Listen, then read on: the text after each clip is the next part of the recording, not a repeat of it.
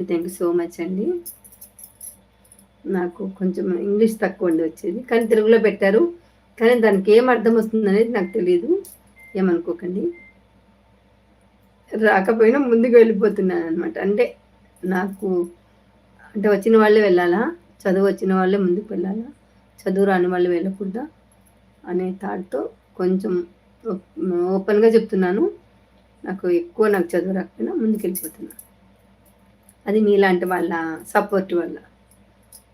అంతే. మీరు లేకపోతే ఈ ఏమంటారు? ఈ యూట్యూబ్ అనే ఆహ్, ఏమంటారు?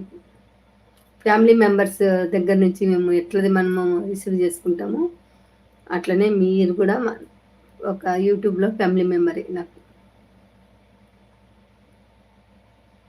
చానా మంచిగా రిసీవ్ చేసుకొని, నన్ను మంచిగా ఆదరించినందుకు